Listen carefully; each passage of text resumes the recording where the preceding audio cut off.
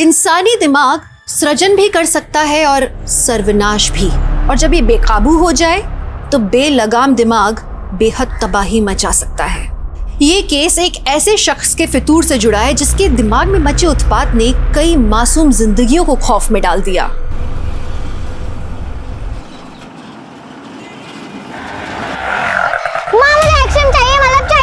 बहुत हुआ नव्या, test cream का आइसक्रीम नहीं मिल जाएगी तुझे। घर चल। आप मुझे आइसक्रीम नहीं दिलाओगे तो मैं घर नहीं आऊंगी।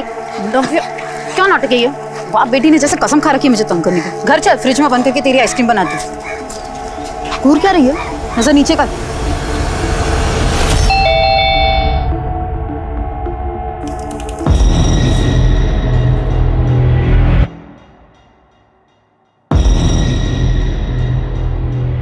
देवकीनंदन जी, आप यहाँ?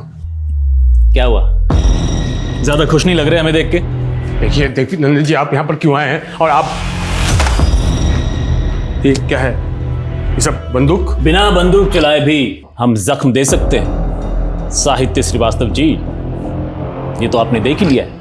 खैर, अपनी गलती का एहसास हुआ ना, आगे से देवकीनंदन का कोई भी टेंडर रिजेक्ट मत करना। अगर दोबारा पेपर्स पूरे नहीं हुए तो मैं वही करूंगा जो पहले किया था। अरे ये तो सोचो, अगली बार हम क्या कर सकते हैं तुम्हारे साथ। कोई चिंता विंता है कि नहीं फैमिली की? साहित्य तुम्हारी भाभी जी, राम राम। मीना, यही नाम है ना आपका? आई छुटकी का नाव्या। देवकीनंदन जी रुकिए। सब कुछ जानते हैं हम तुम्हारे बारे में। रामदीन, चॉकलेट दो बच्चे को। ना, इसकी कोई जरूरत नहीं। अरे जरूरत है, लो बेटा। साहित्य जी, नया टेंडर खुल रहा है, इस बार थोड़ा ध्यान रखिएगा। आप भी ध्यान रखिएगा। अगर पेपर सही नहीं हुए तो इस बार भी टेंडर हाथ से जाएगा, समझ लीजिए। ऐसी गलती मत करना, इस बार बहुत कुछ तुम्हारे हाथ से चला जाएगा जो कभी लौट के वापस नहीं आएगा, समझे? सत्यवादी हरिश्चंद्र की छठी औलाद समझते हो तुम खुद को? क्यों रही हो नव्या? बाहर अरे चुप कर तुम। सुन लेगी वो। ईमानदारी के नाम पे क्या मिला आज तक? हाँ, ट्रांसफर और डिमोशन। अरे 12 साल की शादी में 15 बार तो तबादला हो चुका है। भारत भ्रमण करने के लिए शादी की है क्या तुमसे? चैन से एक घर में नहीं रह सकते और ऊपर से ही धमकियां मिल रही है। तुम दोनों को कुछ नहीं होगा, मैं हूं ना। हाँ तुम हो, और ऐसे हो, उसी का तो रोना है। देखो साहित्य, मैं बता देती हूँ, अगर तुम्हारी वजह से मुझ पर या नव्या पर कोई भी आंच आए ना तो मैं छोड़ूंगी नहीं तुम्हें। मीना, मैं भी तो ये चाहता हूँ कि तुम मुझे कभी ना छोड़ो। साहित्य तुम ना ये। अच्छा ठीक है, गुस्सा मत होना प्लीज। अरे हाँ सुनो, आज रात को ना मेरी बॉस अर्चना मैडम आएगी खाने पे, तो मैं तुझे थोड़ी देर पहले नहीं बता सकते थे? अब आधे दिन में ये घर की सफाई, घर का खाना कैसे करूंगी मैं सब? मैं हूं ना, मैं मदद करूंगा तुम्हारी। चलो चलो, मैं करता हूँ। देखो ये लोग कितने तमीज से सब बातें सुन रहे हैं।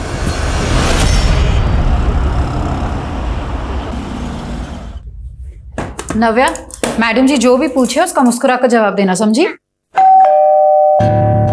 रुको मैं देखता हूँ। सुनो, सब रेडी है ना? जल्दी करो, जल्दी। ओह नमस्ते मैडम। नमस्ते। आइए How are you? I am fine madam. आइए। मीना, हमारी मैडम अर्चना। ये मेरी बीवी मीना। क्या हुआ अर्चना जी, अब ऐसे क्यों देख रही हैं? मीनू, मीनू की बच्ची अभी तक याद नहीं आया? जल्दी पहचान, वरना शुक्ला सर से बोल के तुझे पनिशमेंट दिलवाऊंगी। अर्चना तू कैसी है, कितने सालों बाद? Too good, the food is too good. Madam, सारा खाना मीनू ने बनाया, बहुत अच्छा खाना बनाती है। मीनू तो हमेशा से होना रही है। साहित्य, तुम्हें पता है ये हमारी क्लास के सबसे ब्राइट स्टूडेंट थी। इनफैक्ट हम सबको लगा था कि ये इंडिया में सेटल होएगी नहीं, अब्रॉड सेटल होगी, है ना मीनू? यही तुम्हारा प्लान था ना? हाँ। तो फिर तुम इस कार्टून साहित्य के चक्कर में कैसे आ गई? साहित्य, आई एम सॉरी, मैं मजाक कर रही हूँ यार, डोंट टेक इट सीरियसली। छोड़ना यार, फिर कभी फुर्सत से बात करेंगे। Done. Next week my house? नहीं होगा अर्चना, कल मायके जा रही हूँ, पापा मुझे और नव्या को लेने आ रहे हैं। मैडम, नेक्स्ट वीक के चक्कर में अभी का डिनर एंजॉय नहीं कर रहे हैं आप? लीजिए ना राइस, लीजिए।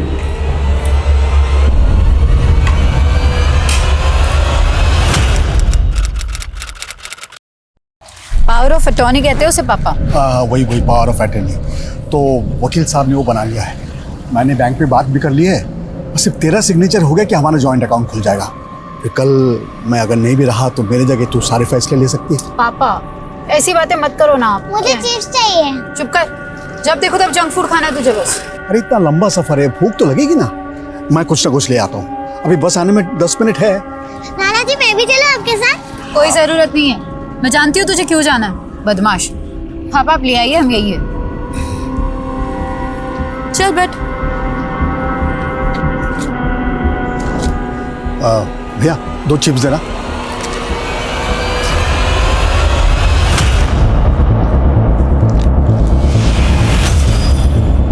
मीना,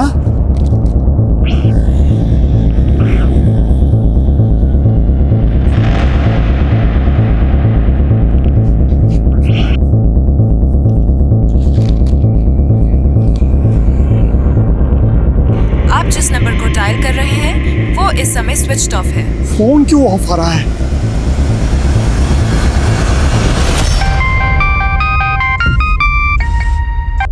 हाँ पापा। बेटा वो मीना और नव्या तुम्हारे यहाँ आए हैं क्या? क्या? वो तो आप लोग के साथ गए थे ना, यहाँ क्यों आएंगे? देखिए सर, अभी 24 घंटे भी नहीं हुए, आप लोग थोड़ा और इंतजार कीजिए, हो सकता है सुबह तक वो अपने आप ही आ जाएं। ऐसी बात मत कीजिए सर, देखिए बहुत डर लग रहा है मुझे।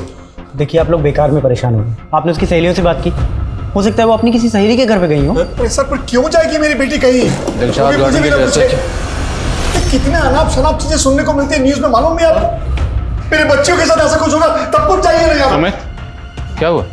अरे सर देखिए ना सर, ये मेरी बेटी और नातिन का मिसिंग रिपोर्ट नहीं लिख रहे हैं। सर आप देखिए ना सर। सर अभी 24 घंटे भी नहीं हुए। सर से 5 मिनट हुए होंगे, मैं कुछ सामान लेने गया, आकर देखा कि दोनों गायब हैं। हमें लगा कहीं वो घर ना पहुंच गई हो, तो हमने जमाई बाबू को फोन किया। पापा वापस क्यों आती बिना? हाँ? फिर भी सर मैंने पूरा मोहल्ला ढूंढा उन्हें, उनका कुछ पता नहीं चला सर। पूरा बस स्टॉप छाना, लेकिन किसी ने उनको देखा नहीं। उसका फोन भी बंद आ रहा है सर, मैंने कई बार ट्राई किया। क्या आज आप दोनों मियाँ बीवी का आपस में कुछ झगड़ा हुआ था? नहीं सर, हमारा कोई झगड़ा नहीं हुआ था, वो तो बहुत खुश थी। आप पापा से पूछिए ना। पापा हाँ आपने मीना को कुछ कहा क्या? नहीं सर। अच्छा ठीक है, जहाँ से दोनों गायब हुई थी आप इनके साथ जाइए, इन्हें वो जगह दिखाइए। गाड़ी रोको, यहीं रोको।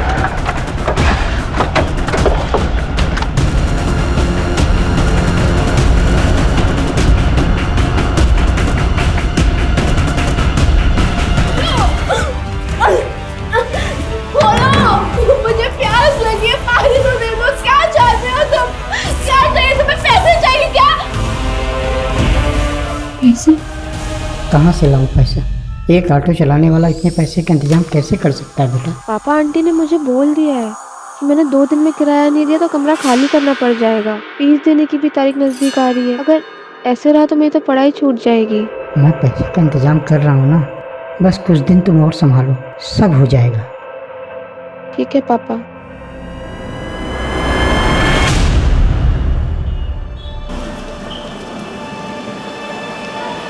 पलक, आई एम रियली सॉरी कि लैंडलॉर्ड ने निकाल दिया तुम्हें, पर हॉस्टल के कुछ रूल्स होते हैं। फर्स्ट ईयर के स्टूडेंट को हॉस्टल में कमरा नहीं मिलता। मैं चाहकर भी कुछ नहीं कर सकता। विजय सर, आप प्रोफेसर हैं, अगर आप चाहें तो कुछ भी कर सकते हैं। मुझे सिर्फ एक लेटर लिख के दे दीजिए तो मेरा दाखिला हो जाएगा, और आप जो बोलोगे ना मैं करने के लिए तैयार हूँ, लेकिन प्लीज सर हेल्प मी। हाँ मैं देखता हूँ। थैंक यू सर, आप नहीं होते तो पता नहीं मेरा क्या होता। Thank you. हो जाएगा तुम्हारा एडमिशन। Okay sir. थैंक्स अक्षम, तुम नहीं होते तो क्या होता मेरा। बस क्या पता, तुम्हारे लिए तो मैं कुछ भी खरीद सकता हूँ, किताबें क्या चीज़ है।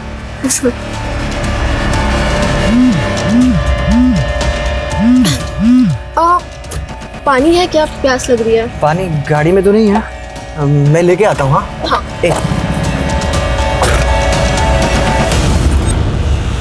हेलो विजय सर, कैसी हो? वो गिफ्ट कैसा लगा मेरा? बहुत अच्छा। आपका ही दिया हुआ टॉप पहन के आई हूँ। अच्छा sir, call you at night. या ओके, बाय। नहीं प्लीज रुक जाओ।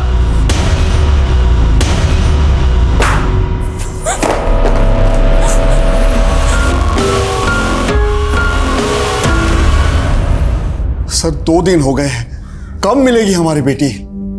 उसके साथ हमारे 11 साल की नातिन भी है सर। सर जरा हमारे बारे में सोचिए, रात को नींद नहीं आती, डरावने डरावने ख्याल आते हैं सर। आप देखिए, मैं आपकी हालत समझ सकता हूँ, आप बेफिक्र रहिए, वो दोनों जल्दी मिल जाएंगे। ये बताइए, क्या ये मुमकिन है कि मीना खुद अपनी मर्जी से कहीं चली गई? अरे नहीं सर, वो हमें बिना बताए कहीं क्यों जाएगी सर? हम एक जॉइंट अकाउंट खोलने उसे बिजनौर लेके जा रहे थे। जाते वक्त उसने तो बिजनौर के अपने सहेलियों को फोन करके भी बताया कि उनसे मिलने आने वाली है। अगर उसके मन में कुछ और होता सर तो वो ऐसा क्यों करती? आप ही बताइए सर।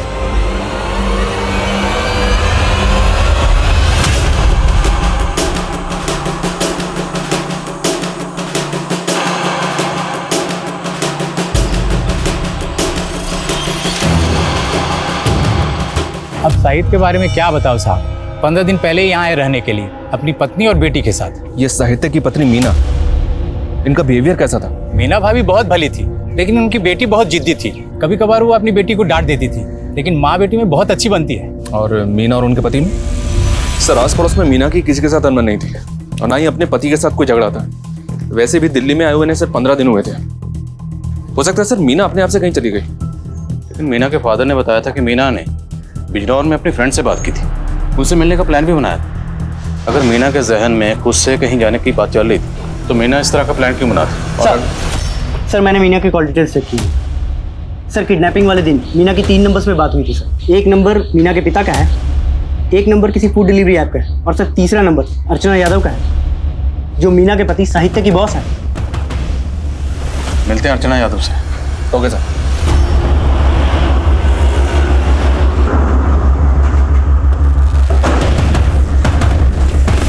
वैसे साहित्य काफ़ी सीधा इंसान है।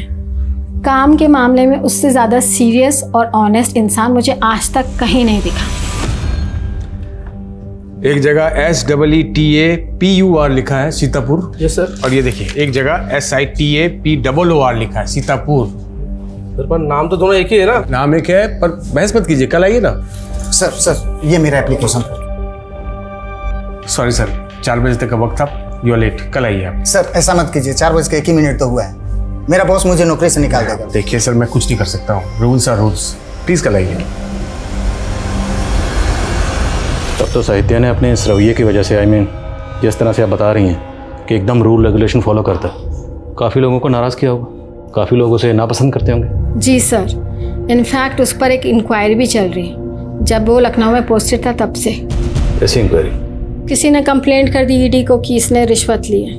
अच्छा, जिस दिन साहित्य की बीवी मीना गायब हुई, मीना ने आपको कॉल किया था, क्या बात हुई थी? वो एक्चुअली अपने सारी फ्रेंड से मिलना चाह रही थी। उसने मुझे भी कन्विंस करने की कोशिश की कि मैं बिजनौर आ जाऊँ, बस यही बात हुई थी।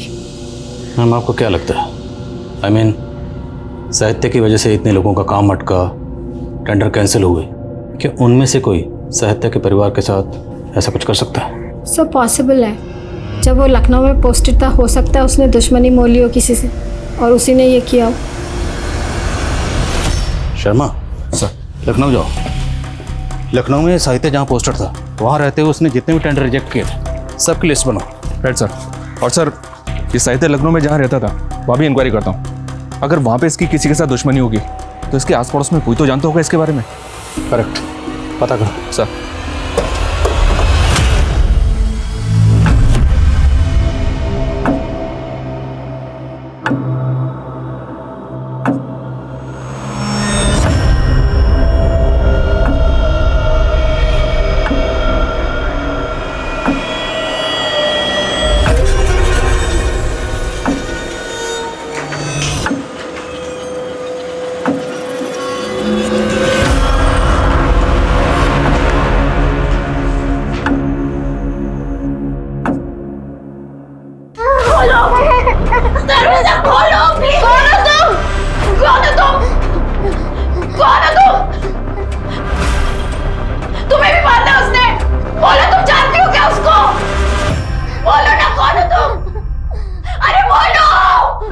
ये औरत कौन हो सकती है? कौन है वो आदमी जिसने हम दोनों को बंद कर रखा है? पलक, सुनना यार। मैंने तुझसे बात नहीं करनी, तू जा यहाँ से। अरे पिछले 1 घंटे से वेट कर रही हो, तू अब आ रहा है? अच्छा, तू जानती है कि मैं लेट क्यों हुआ? ये देख फोन मेरे लिए। Thank you. एक सेकंड। यार, ये तुम्हारा फोन हमेशा गलत टाइम पे बजता है। यार पापा का कॉल है, बस 1 सेकंड। जी पापा। पलक बेटा, मैंने 5,000 रुपए भेजे हैं, किराया चुका देना। अब बहुत जल्दी कोचिंग की फीस भी भेज दूंगा, बस तू मन लगा के पढ़ाई कर। जी पापा, मन लगा के पढ़ाई करूंगी। जी। डैडी को क्यों परेशान कर रही है तू? पैसे चाहिए ट्यूशन के लिए, उससे ले ले।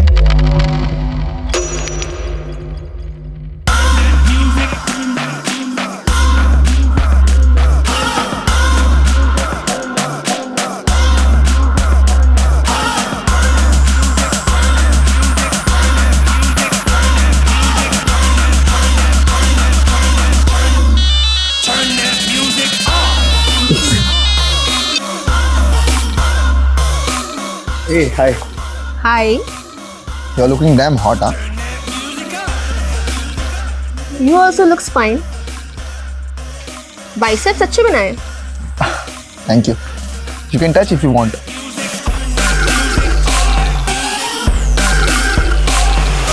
Not bad. Rocky. पलक। ए रोकी, दूर रह, मेरी बंदी है। अबे तेरी बंदी खुद मुझे भाव देती है, इशारा समझ उसका। और तेरा ना सिर्फ नाम सक्षम है, काम में नहीं। अबे ओए, सक्षम ज्यादा मत बोलियो, समझा ना? वरना आया कार में है, जाएगा एम्बुलेंस में। सक्षम छोड़ो उसको। तुम चलो मेरे साथ।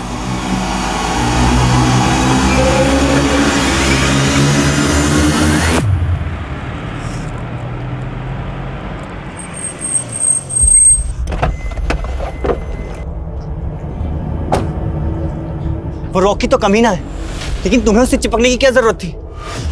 सक्षम देखो, ऐसा कुछ भी नहीं हुआ है। अभी बहुत रात हो गई, तुम घर जाओ, हम इस टॉपिक पे कल भी बात कर सकते हैं। एंड यू नो ना I love you.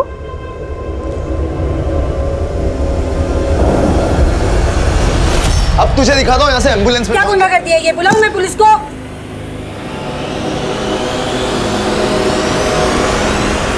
Ma'am please, ma'am आप मेरी एक बार बात तो सुनिए। मुझे कुछ नहीं सुनना पलक, तुम्हारे पेरेंट्स को इन्फॉर्म कर दिया है, तुम यहाँ नहीं रह सकती, जाओ। मैम प्लीज मेरी एक बार बात सुन लीजिए। मैम प्लीज मेरी।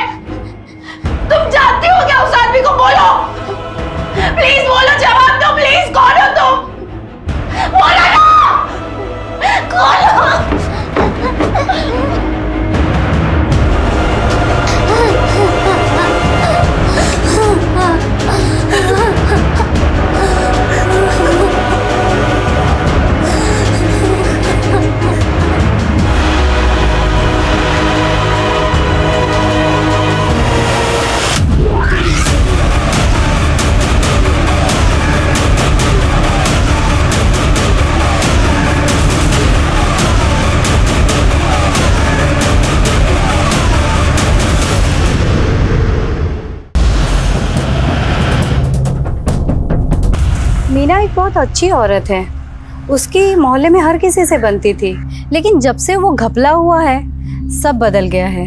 कैसा घपला? मोहल्ले में कुछ 30 औरतों ने मिलकर एक बीसी शुरू की थी। हर महीने उसमें 500 रुपए डालते थे। कांता नाम की एक औरत थी जो इस सब का रिकॉर्ड रखती थी।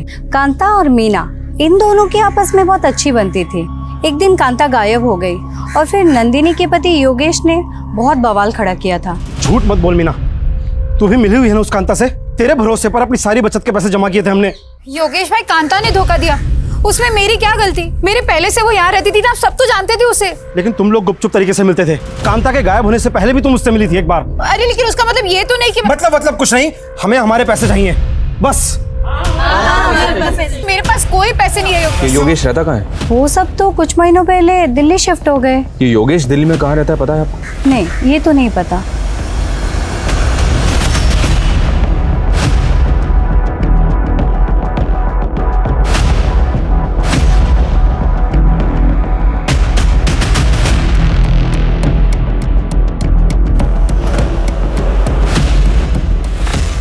सर, ये देवकी नंदन सेंसवाल बहुत बड़ा कॉन्ट्रैक्टर है और उसके कई सारे टेंडर्स रिजेक्ट किए थे साहित्य ने। हमने बोला ना किसी और से बात नहीं करेंगे हम। साहित्य श्रीवास्तव को बुलाओ। कहाँ छुपा बैठा है? मैं हूँ साहित्य श्रीवास्तव। बताइए क्या काम है? काम तो तुम अपना ठीक से नहीं कर रहे हो। देवकी नंदन नाम है हमारा। हमारा टेंडर कैसे नहीं पास हुआ? मैंने जो कुछ भी किया है नियम के हिसाब से किया है। नियम डालो अपने। अब बदतमीजी कर रहे हैं। बदतमीजी अभी देखे नहीं हो हमारा। अरे जो बार बार नियम नियम कर रहे हो ना, ये नियम तुम्हें बहुत जल्द यम के पास ले जाएगा। मैं आपकी धमकी से डरने वाला नहीं हूं। अब देखना, तू डरेगा भी और रोएगा भी। और यही हुआ सर, क्योंकि उसके बाद साहित्य पे ईडी में फाइल कंप्लेंट की गई और उसे सस्पेंड भी कर दिया गया। और ये सब देवकी नंदन की धमकी के बाद हुआ? जी सर, लेकिन इतना ही नहीं हुआ सर, उस पर हमला भी हुआ था। साला ज्यादा हीरो बनने का शौक है तेरे को? कि साहित्य पे वो हमला देवकी नंदन ने करवाया था। और इसी के बाद साहित्य का ट्रांसफर दिल्ली हुआ? जी सर, उसने साहित्य का ट्रांसफर दिल्ली इसलिए करवाया ताकि वो उसे ह्यूमिलेट कर सके। तो साहित्य पे ये हमला हुआ कहाँ था? सर, यही ऑफिस के सामने वाली लेन में।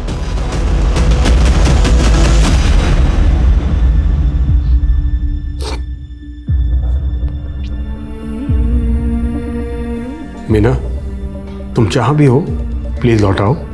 अगर मुझसे कुछ गलती हो गई हो तो आई एम सॉरी। प्लीज नव्या को लेकर आ जाओ प्लीज। मैं क्या करूं मीना?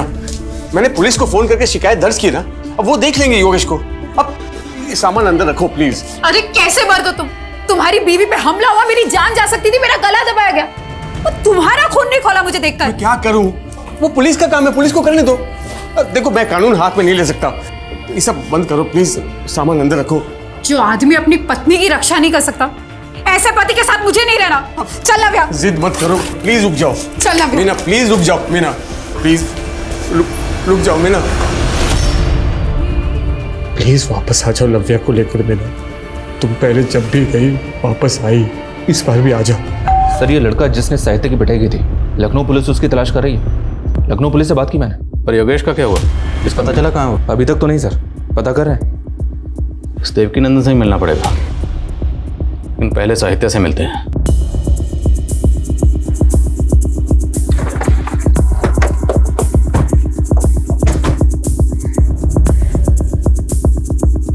अशोक, यहाँ क्या कर रहे हो? साहब मैंने इनको बुलाया साहब। वो साहित्य है ना हमारा पड़ोसी, उसको कोई अंदर बंदूक रखे हुए था और मैं इधर ही रहता हूँ साहब। उसके चेहरे पे बहुत सारे खून के निशान थे। एक मिनट, आप पहले सांस लीजिए, फिर तफसील से बताइए क्या देखा आपने। साहब मैं सब्जी लेके बाजार से आ रहा था, बाहर एक काले रंग की गाड़ी खड़ी थी, गेट पे गाड़ी लगा दिया। अक्कल नाम की चीज ही नहीं है। अरे फिर मैं ना अंदर साहित्य के घर से टूटने फूटे की आवाज़ सुनी। जब मैं आया तो दरवाजे को धक्का दिया, लेकिन दरवाज़ा खुला नहीं। फिर मैं खिड़की से देखा तो ये देख के डर गया साहब। फिर मैं जाके हवलदार साहब को बुला के लाया। जब मैं आया तो देखा दरवाजे में ताला लगा हुआ है और वो काले रंग की गाड़ी भी गायब थी। वो जो काले रंग की गाड़ी थी उसका नंबर याद है आपको? साहब नंबर तो याद नहीं, लेकिन हाँ यूपी का नंबर प्लेट था। इस विंडो से देखा था आपने? हाँ साहब।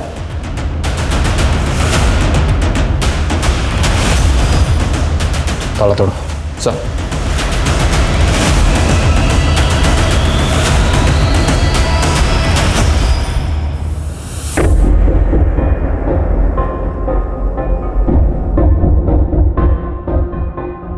सर, इतने खून के धब्बे? साहित्य को बहुत बुरी तरह से पीटा होगा उसने। पहले साहित्य की बीवी और बेटी को गायब किया गया। मुमकिन है ये सब किसी एक ही शख्स का काम हो, पर ऐसा कौन है जो साहित्य और उसके परिवार के पीछे इतनी बुरी तरह से पड़ा हुआ है?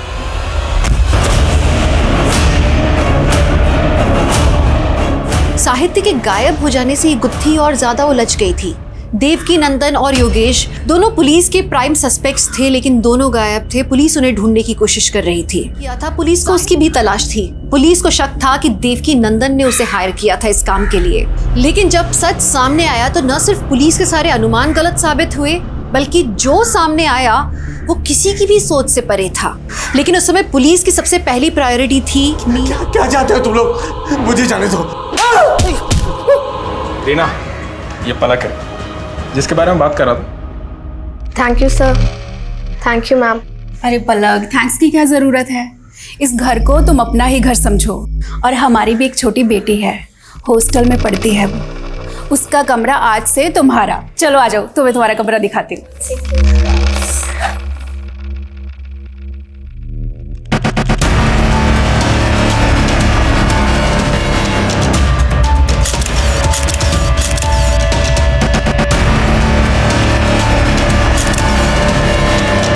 मुझे कुछ पैसे चाहिए थे, शॉपिंग करनी है, देना जरा। यार इस महीने बहुत खर्चा हो गया, नेक्स्ट मंथ। तुम ना हर महीने ऐसे ही करते हो। इस बार तो मैं खर्चा कर देती हूँ और मंथली खर्चे के साथ मुझे मेरे पैसे वापस चाहिए। हाँ हाँ ठीक है, ले लेना। विजय सर 2000 रुपये ले रही हूँ, ज़रूरत है मुझे। Thank you. पलक, ये लास्ट टाइम है, इसके बाद ये सब नहीं होना चाहिए। ओह अच्छा, फोटोज भूल गए क्या आप सर? दिखाती हूँ मैं वापस से। ये देखिए, देखा तो आपकी ज़रूरत पूरी हो रही है मुझसे और मेरी ज़रूरत पूरी हो रही है आपसे। तो अगली बार कुछ बोलने से पहले सोच लीजिएगा कि कहीं ये फोटोज मैंने आपकी वाइफ और बेटी को। विजय, क्या कर रहा है ये तू? मैंने कुछ नहीं किया, ये पकड़ के खींची मुझे वहाँ। नौटंकी बहुत बड़ी। ये इतने दिनों से मुझे ब्लैकमेल करके मेरे साथ गलत काम कर रहे थे। मेरे पास फोटोज है और जब आज मैंने उनके साथ ये सब करने के लिए मना किया तो रहने का ठिकाना दिया तो छोड़। घटिया आदमी। छोड़ूंगा नहीं तुझे।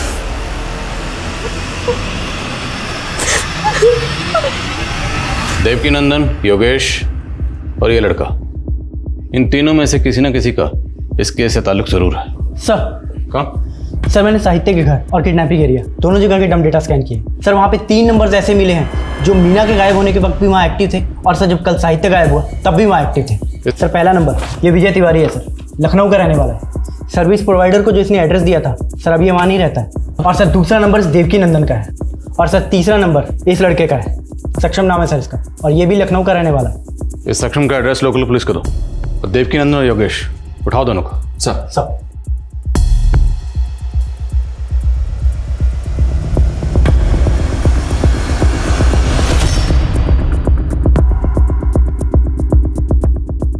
आपके लोगों ने खामखा उठा लिया हमें।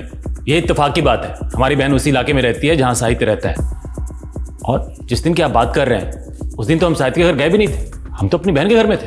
हाँ, उससे कुछ दिन पहले हम साहित्य के घर जरूर गए थे, थोड़ी मस्खरी करने, लेकिन उसको या उसके परिवार को नुकसान पहुंचाने का हमारा कोई इरादा नहीं था। हमारा बदला उसके साथ उसी दिन पूरा हो गया था जब हमने उसका ट्रांसफर लखनऊ से दिल्ली कराया था। अब हम बिना कारण उसको या उसके परिवार को क्यों उठवाएंगे?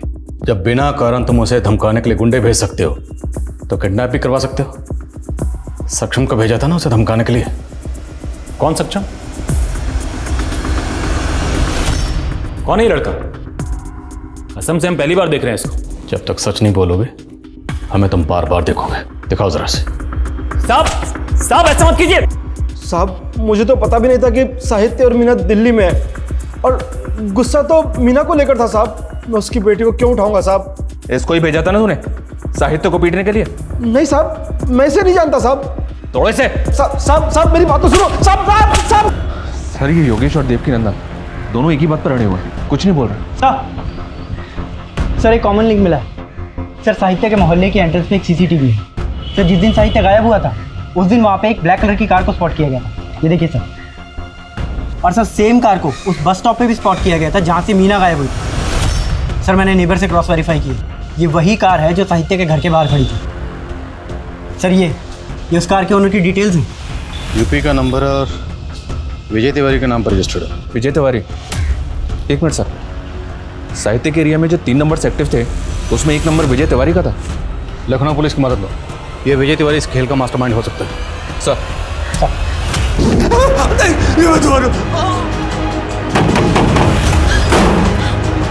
सर क्या? सर विजय तिवारी की कार दिल्ली बॉर्डर के पास जहांगीरपुरी में स्पॉट हुई है। लोकल थाने से कांटेक्ट करो, पता लगाओ जल्द से जल्द। ये कार इस वक्त कहाँ है?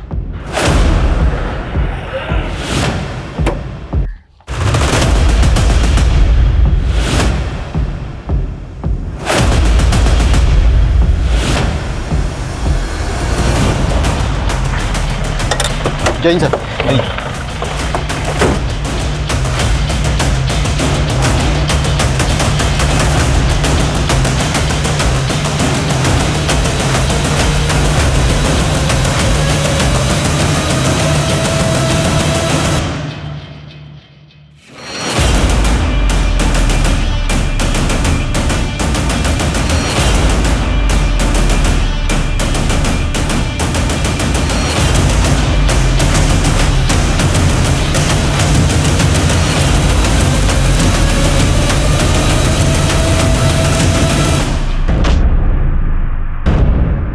कांस्टेबल संदीप जख्मी, उसे ऐसे नहीं छोड़ सकते, हॉस्पिटल भेजना होगा। चलो अंदर कवर करो, गो गो गो गो, गेट हिम, जल्दी हॉस्पिटल भेजो। विजय, फायर मत करो। तुम्हारी जो भी डिमांड है हम पूरी करेंगे, लेकिन पहले साहित्य और उसके परिवार को छोड़ दो। बोलो क्या चाहते हो? विजय, अब छुपाने का कोई फायदा नहीं, हम जानते हैं कि अंदर तुम ही हो। तुमने उन तीनों को किडनैप करके रखा हुआ है। हमारी एक टीम तुम्हारे लखनऊ के घर तक पहुंच चुकी है। बोलो क्या चाहते हो?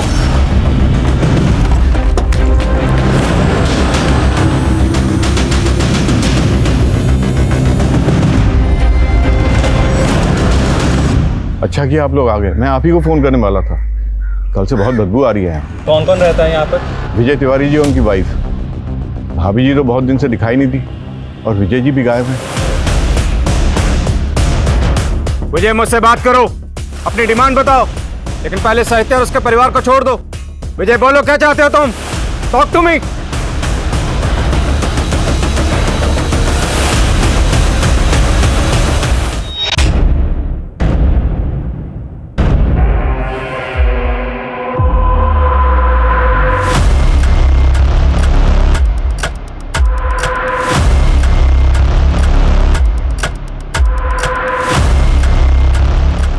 ये देखिए, अगर चारों की जिंदगी बचाना चाहते हो तो चुपचाप यहाँ से चले जाओ। चारों? सर कहीं वो चौथा आदमी मीना के फादर कृष्णकांत तो नहीं? सर रिपोर्ट लिखवाने के बाद वो एक बार ही पुलिस स्टेशन आए, उसके बाद ना वो आया ना उनका कोई phone. Try to call him. Sir, मैं एक टीम पीछे ले जाकर घर के अंदर घुसने की कोशिश करता हूँ। नो नो नो, हम रिस्क नहीं ले सकते। अभी हमें कुछ पता नहीं कि विजय के साथ उसके अलावा और कितने लोग। Can't take this risk. अभी यहीं रहो, बट एक टीम तैयार रखो अपने साथ। Okay sir. मुझे बस यही कहना है था कि आई एम सॉरी, मुझे माफ कर दो, मैं लकीली कुछ नहीं कर पा रहा हूँ। पुलिस आ गई है साहित्य, अब हमें डरने की कोई जरूरत नहीं है। नहीं, तुम नहीं जानती हो, आदमी बहुत खतरनाक है। वो खुद को बचाने के लिए।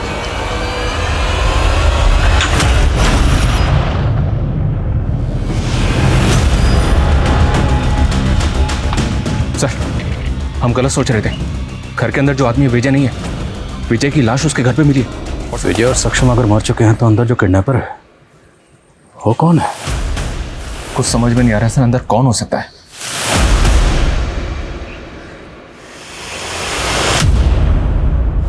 ऐसा sure.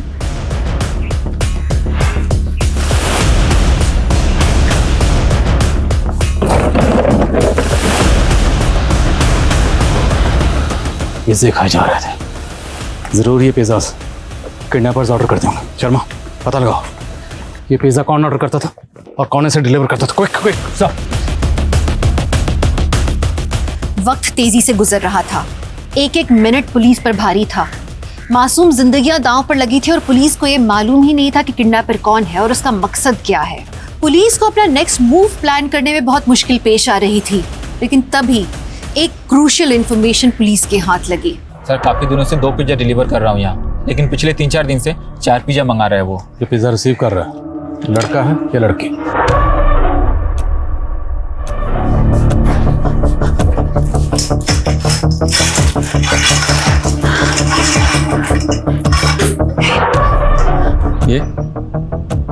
ये हाँ साहब, यही ऑर्डर रिसीव करता था साहब, यही है वो। मेरा शक सही निकला। सर काफ़ी देर से ट्राई कर रहा हूँ, कृष्णकांत जी का फ़ोन लगातार बंद आ रहा। शर्मा तैयारी कर, पूरी टीम का बुलेट प्रूफ पहना, घर में घुसने का वक्त आ गया। बोल रहा हूं गोली मत चलाना वरना हम दरवाजा तोड़कर अंदर घुस जाएंगे। हमें पता चल चुका है अंदर तुम ही हो शाहिद।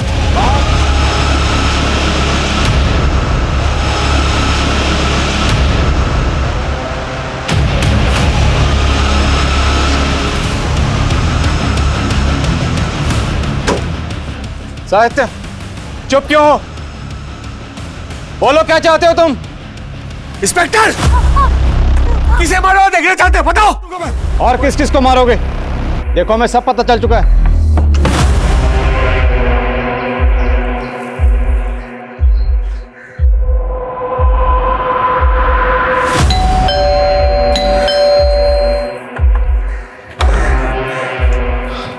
पलक यहाँ आई थी। ओह, तो पलक ने भेजा तुम्हें? नए पार्टनर है उसके, ब्लैकमेल करने आया मुझे। जाके बोल दो एक पैसा नहीं मिलने वाला। चलो निकलो। मैं सिर्फ ये जानना चाहता हूँ कि आपका रिश्ता क्या पलक से?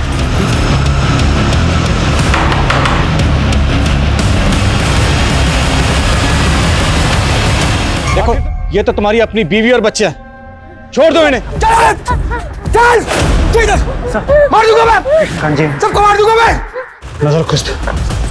कृष्णकांत जी, साहित्य के बारे में आप जो भी जानते हैं सब कुछ बताइए।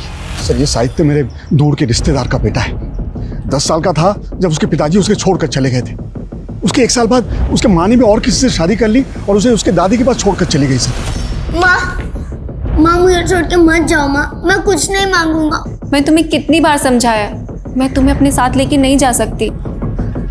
माँ मुझे छोड़ के मत जाओ माँ।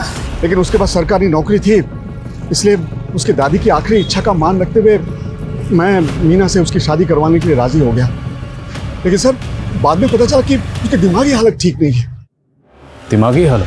हाँ सर, वो रूल्स और ईमानदारी को लेकर कुछ ज्यादा ही रिएक्ट करता है सर। चल पीछे। शर्मा पीछे निकल। We have to change our strategy. एक काम करो, एक टीम लेकर पीछे से पड़ जाओ, मैं इसको बातों में जाता हूँ। सुमित आजा। शाहिद देखो मैं जानता हूं तुम कायदे कानून वाले इंसान हो, तुम अपनी ड्यूटी को पूरी ईमानदारी से करते हो। देखो हम भी अपनी ड्यूटी कर रहे हैं, इस तरह अपनी ड्यूटी को बीच में छोड़कर नहीं जा सकते। तुम तो कायदे कानून नियम कानूनी मुझे तकलीफ दी है, अब तो आगे पार की बारी है। मीना तुमने कभी मुझे दिल से अपनाया नहीं। ये लड़की कौन है? इसको तुमने क्यों बंदी बनाया हुआ है? पलक, जवाब दो पुलिस को। क्या हुआ? चोट लगी? हाँ यहाँ पे। शायद मुंह चाहिए, रुको मैं दवा देता हूँ। काफी अकेले लगते हो तुम। ऐसा लगता है कि तुम्हें ना ही घर में कोई समझता है और ना ही ऑफिस में। सही कहा तुमने। कोई बात नहीं, मैं आ गई ना। इसका बाप गणेश मेरे स्कूल में सीनियर था। गणेश ने मुझसे रिक्वेस्ट की थी कि मैं पलक को रहने के लिए जगह दूं, क्योंकि इसको हॉस्टल से निकाल दिया गया था। दोस्त की बेटी थी इसलिए मैंने मदद की। लेकिन ये इतनी बड़ी चालू निकली, मुझे बहलाकर बिस्तर में ले गई, मेरे अंदर प्यार जगाया और मुझे ठुकरा दिया। यहाँ तक कि अपने ठान लिया था कि इतनी आसानी से मैं इसका पीछा नहीं छोड़ूंगा। मैंने इसका पीछा करना शुरू किया तो पता चला कि सक्षम के साथ साथ इसने प्रोफेसर विजय को भी फांस रखा है। क्यों मुझे छोड़ के जा रही तुम? साहित्य मैंने फैसला कर ली। पर मेरी से क्या गलती हुई? फिर क्यों जा रही हो? मैं क्या गलती? साहित्य अब तुम मेरा हाथ पकड़ो या सर फोड़ो, कुछ भी करो, मुझे कोई मतलब नहीं है। मैं अब तुम्हारे साथ नहीं रहने वाली। छुटकारा चाहिए मुझे तुमसे। मीना ऐसा मत करो। देखो देखो मैं अकेला हो जाऊंगा, मुझे छोड़कर मत जाओ मीना, प्लीज। मीना देखो मेरी बात सुनो मीना। और मेरे पास कोई रास्ता ही नहीं था। आप पुलिस वालों का क्या काम? अब क्या? जाओ जाओ आप जाओ।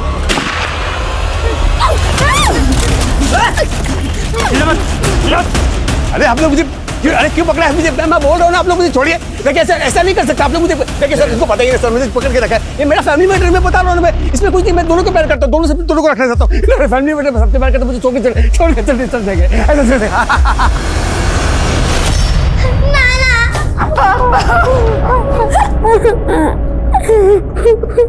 साहित्य इस वक्त जुडिशियल कस्टडी में है और पुलिस जल्दी ही उसके खिलाफ चार्जशीट फाइल करेगी। साहित्य को पता लग गया था कि मीना उसे छोड़कर जाने वाली थी और पलक ने भी उसके साथ रहने के लिए इनकार कर दिया था।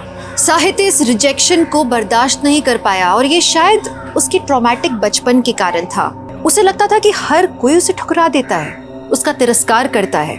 अकेले रह जाने का डर साहित्य के दिमाग पर हावी हो गया और जब मीना ने उसे छोड़ने की बात की, पलक ने उसका प्यार ठुकरा दिया, तो ये डर दोबारा जागृत हो गया। साहित्य मीना और पलक को अपना बनाकर रखना चाहता था और अपनी इस नामुमकिन सी ख्वाहिश को पूरा करने के लिए जो उसने रास्ता अपनाया वो न सिर्फ अनैतिक था बल्कि अमानवीय भी था। उसने उन्हीं लोगों की जान खतरे में डाली जिनसे वो प्यार करता था।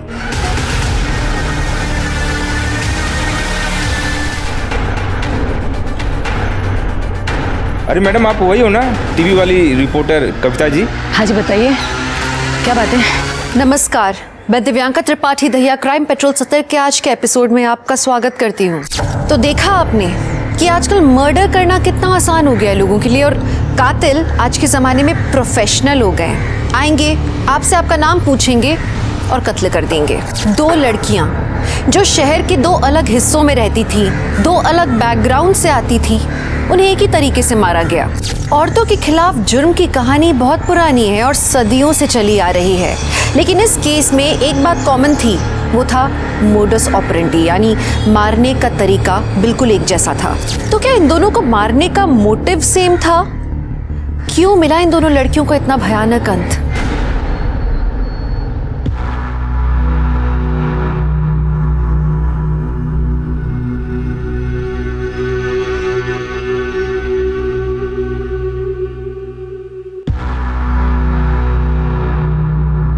बाबा जी की जय, माता जी की जय।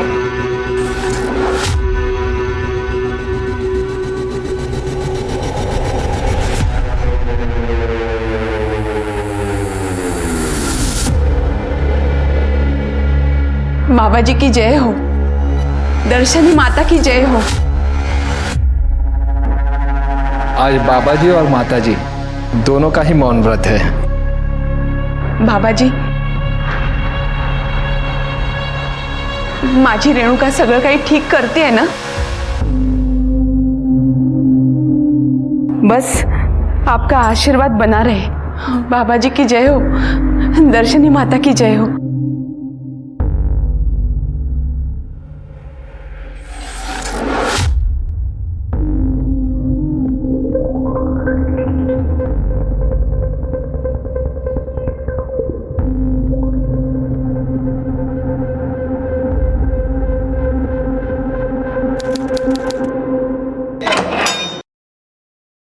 आइए,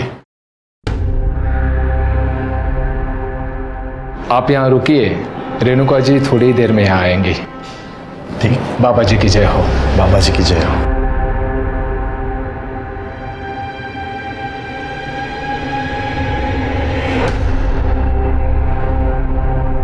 अरे रेणुका, कैसी हो रेणुका?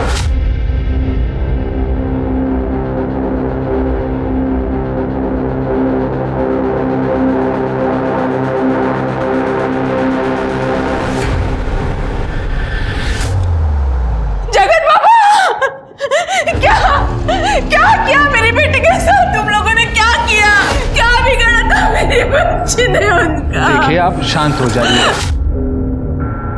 अरे आप लोगों के भरोसे तो मैं उसे यहाँ छोड़कर गई। देखिए, क्यों किया ऐसा? क्यों? आप कृपया शांत हो जाइए। देखिए, सब ध्यान में व्यस्त है।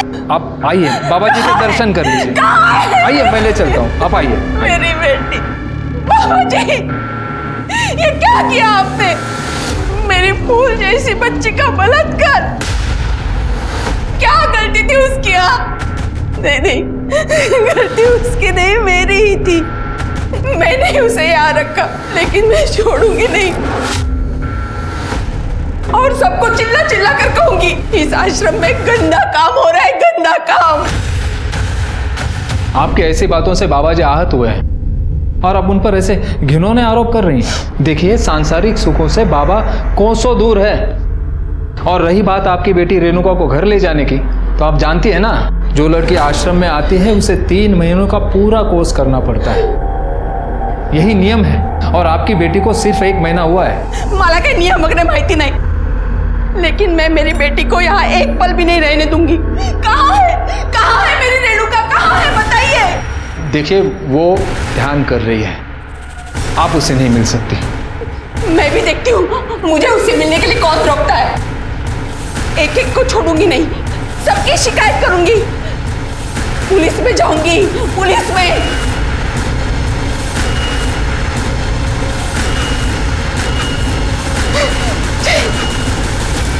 जगत बाबाजी और रेप, क्या बोलता है तुम्ही? खरं तेच बोलतीये मी। रेणुका मेरी इकलौती बेटी है। उस जगत बाबा ने ना ही उसके साथ बलात्कार किया है, बल्कि उसे जबरदस्ती आश्रम में बंदी बना के रखा है। आप कुछ कीजिए साहब, उसके खिलाफ कंप्लेंट लिखिए मेरी, उसे गिरफ्तार कीजिए, मेरी बच्ची को बचाइए साहब। हाँ बड़ा ठीक है, आप ये जो कह रही है इसका प्रूफ है आपके पास? सबूत, किसी ने कुछ सुना या देखा हो या? हाँ साहब, सचिन ने देखा है। सचिन अनाथ है, बचपन से मैंने ही उसे पाला है, अब वो हमारे साथ ही रहता है। वो कभी कभी रेणुका से मिलने आश्रम जाया करता था, ये पूछने के लिए कि उसे किसी चीज की जरूरत तो नहीं। हमेशा की तरह जब वो कल उसे मिलने आश्रम गया था, तब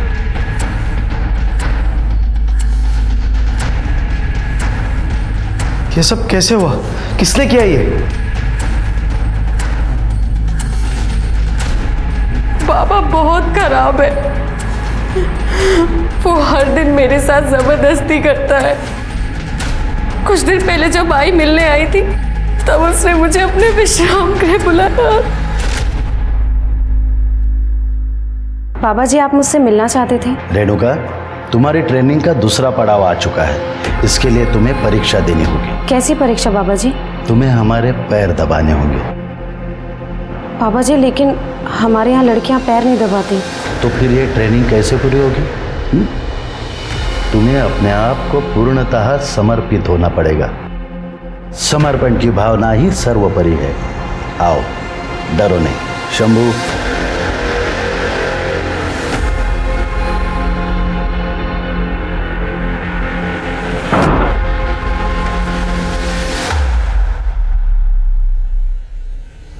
पैर दबाओ।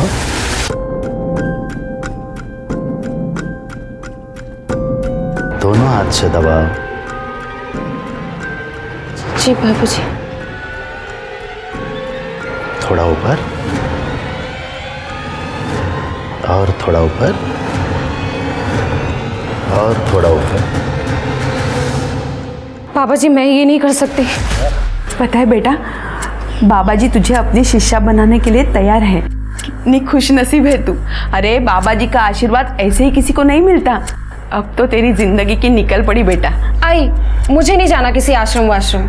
अगर काकी, इसकी जिंदगी वैसे भी बन जाएगी, इसके लिए उसको किसी बाबा की जरूरत नहीं है। रेणुका वैसे भी टैलेंटेड है। तुम्ही दोघं गप्पच बसा। रेणुका, तुझे बाबा जी के आश्रम में जाना ही होगा। और देखना, तेरी सेवा से प्रसन्न होकर बाबा जी ने तुझे आशीर्वाद दे दिया ना, तो तुझे अमीर पढ़ा लिखा लड़का चुटकियों में मिल जाएगा। बाबा की सेवा का मतलब ये होता है। मैं अब और यहाँ नहीं रह सकती, मुझे यहाँ से ले चल, मुझे यहाँ नहीं रहना है।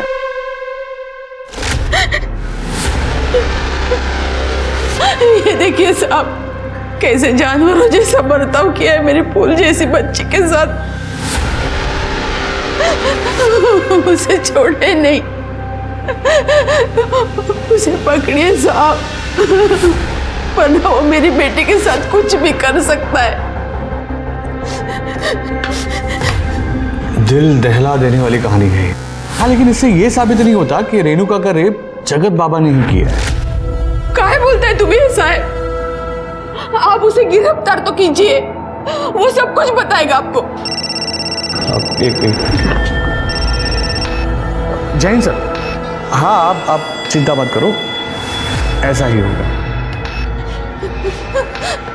साहब उस जगत बाबा को गिरफ्तार कीजिए। मेरी बेटी गलत लोगों के बीच है, आप उसे वहां से बाहर निकालिए साहब।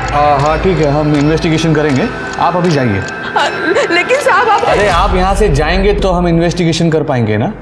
हाँ या ना बाहर छोड़ेंगे? सर लेकिन मेरी कंप्लेंट तो लिख लीजिए सर मेरी बच्ची।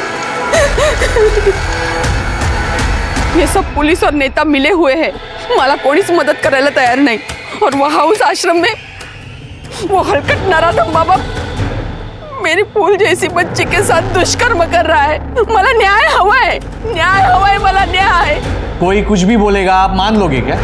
हमने आपसे पहले भी कहा है कि इन्वेस्टिगेशन चल रही है और उसमें टाइम लगता है, और हमें जैसे भी कुछ पता चलता है हम मीडिया के जरिए पब्लिक तक बात पहुंचा देंगे। इस न्यूज में पोटेंशियल है। तुम्हारा मतलब है कि तुम्हारे लिए बहुत पोटेंशियल है? उससे भी ज्यादा सुधीर, मुझे पूरा यकीन है कि इस खबर में बहुत सारे पर्दे खुलने बाकी है। इमेजिन अगर जगत बाबा गिल्टी प्रूव हो जाए तो ये कितनी बड़ी स्टोरी बन जाएगी। फाइन, वाइफ हो मेरी, हाँ तो बोलना ही पड़ेगा। चलो रविकांत, आलेगांव चलने की तैयारी करते हैं। नहीं, रवि नहीं आएगा तुम्हारे साथ। रवि को नकली दवाइयों की स्टोरी का फॉलोअप लेना है। ये स्टोरी तुम्हें अकेले ही हैंडल करनी होगी। सुधीर तुम जानते तो मुझे ऐसी स्टोरीज का एक्सपीरियंस नहीं है। I can use Ravi's help, एक से पहले दो। सुधीर मैं दोनों स्टोरीज मैनेज कर लूंगा। नहीं, देखो कविता, जब तुम ऐसी स्टोरीज हैंडल करोगी तब जाके कॉन्फिडेंस आएगा तुम्हें। इसलिए ये स्टोरी पे तुम अकेले ही काम करोगी। चलता हूँ सर।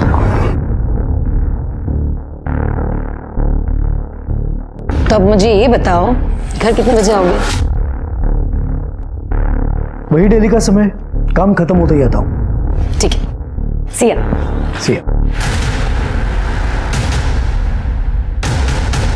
ये वो भयानक तस्वीरें हैं रेणुका की। आप इसके शरीर पे चोटों के निशान साफ साफ देख सकते हैं। रेणुका ने बताया कि ये चोट के निशान उसे खुद जगत बाबा ने दिए हैं। ये कहानी रेणुका अपनी ज़बानी खुद आपको बताती, लेकिन उसके परिवार वालों का कहना है कि जगत बाबा ने उसे जबरदस्ती आश्रम में कैद करके रखा हुआ है। और हमारी पुलिस इस केस में ढीला रवैया रखे हुए, क्योंकि जगत बाबा के कनेक्शन बड़े बड़े नेता और अभिनेताओं के साथ है। हमारे सूत्रों से यह भी पता चला है कि पुलिस पर दबाव बनाया जा रहा है इस केस को रफा दफा करने के लिए। हाँ चला बंद करा, चला इमोशनल ड्रामा बंद करते। अरे अंदर कैसे आ गए ये लोग? हमने सचिन को रेणुका के रेप में और उसे प्रताड़ित करने के जुर्म में गिरफ्तार किया है। ठीक है? अरे लेकिन इन लोगों ने तो कंप्लेंट लिखवाई थी। मैडम हमारे पास प्रूफ है, सचिन और रेणुका आपत्तिजनक स्थिति में थे, वो भी आश्रम के अंदर। खोटा है। अब ऐसा कैसे कह सकते हैं कि वो सचिन ही था? मुझे ये बात बताइए, आतापर्यंत तुम्ही रेणुकाचं मेडिकल का नाही केलं? झालंय मॅडम, संध्याकाळपर्यंत तुम्हाला रिपोर्ट मिळतील, लेकिन हमारे पास जो फोटो और वीडियोस है ना, उसमें इस हीरो की शक्ल साफ दिखाई दे रही है। इसलिए आज से ये मेरा मेहमान है, ठीक है? और आप चिंता मत करो, शाम तक आपको सारे डिटेल्स मिल जाएंगे। नमस्कार। चल। लेकिन मैंने कुछ नहीं किया। पुलिस वाले सचिन को फंसा रहे हैं ताकि वो बाबा जी को बचा सके। आप कुछ करो ना। आपको यकीन है कि सचिन ने आपको सब कुछ सच बताया है? क्योंकि पुलिस वालों के पास उसके फोटो और वीडियोस हैं। ये आप क्या बोल रही हो? सचिन पर माझ्यापेक्षा जास्त विश्वास है, वो ऐसा कर ही नहीं सकता है। आप कुछ कीजिए आप।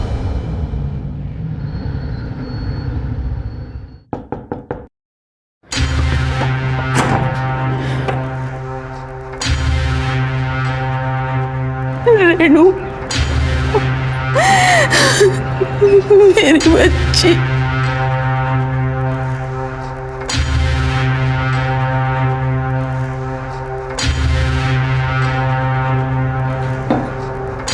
रेणुका बेटा, खाना खा ले। देख तेरी पसंद की सब्जी बनी है।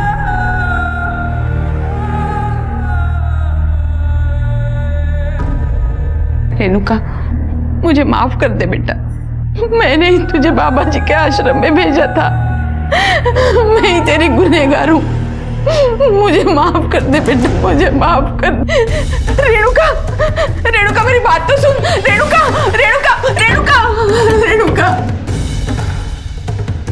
मुझे माफ कर दे रेणुका।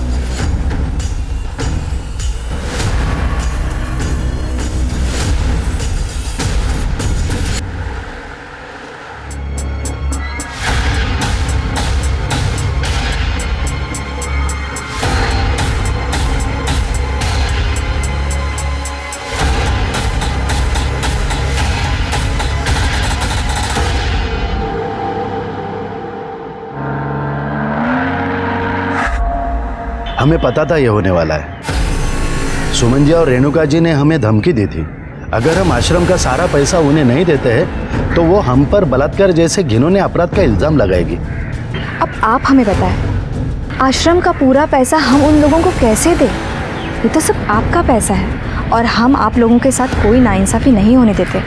हम तो आपकी सेवा के लिए यहाँ पे है। बोलो बाबा जी की, बाबा जी की, बाबा जी की। सचिन ने यह कबूल किया है कि उसके और रेणुका के बीच में आपसी रजामंदी से शारीरिक संबंध थे और मेडिकल रिपोर्ट से भी ये क्लियर हुआ है कि रेणुका सेक्सुअली एक्टिव थी।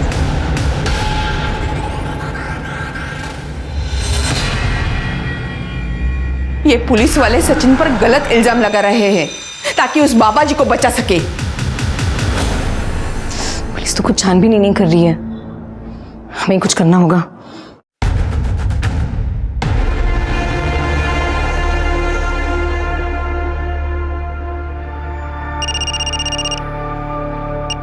हेलो हेलो रवि, मुझे तुम्हारी हेल्प चाहिए। ये स्टोरी मैं अकेले कवर नहीं कर सकती क्योंकि ये जगत बाबा और दर्शनी माँ टीवी पर अपने आप को निर्दोष साबित करने के लिए झूठा नाटक कर रहे हैं। सुमन और रेणुका ने बताया कि ये जगत बाबा सेक्स रैकेट चलाता है। मतलब रेणुका की तरह और भी विक्टिम्स होंगी। ठीक है, मैं एक काम करता हूँ, मैं अपने सोर्सेज से पता लगाने की कोशिश करता हूँ।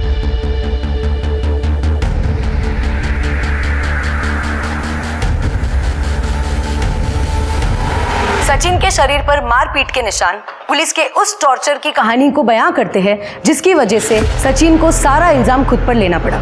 रेणुका का मेडिकल 3 दिन बाद हुआ क्योंकि 3 दिन तक पुलिस कंप्लेंट लेने के मूड में ही नहीं थी और जब रेणुका का मेडिकल हुआ तो तीसरे दिन ही पुलिस ने वो रिपोर्ट पब्लिक की। ये महज एक इत्तेफाक नहीं हो सकता है, जरूर इसके पीछे एक बड़ा नेक्सस काम कर रहा है। हमारे सूत्रों के अनुसार हमें ये बात पता चली है कि रेणुका इकलौती लड़की नहीं थी जिसके साथ ये सब हुआ। उस जैसी कई लड़कियों के साथ बाबा ने शोषण किया था जो बाबा और दर्शनी माँ के डर से सामने आने को तैयार नहीं है। पुलिस भी उनका रिकॉर्डेड स्टेटमेंट मानने को तैयार नहीं है।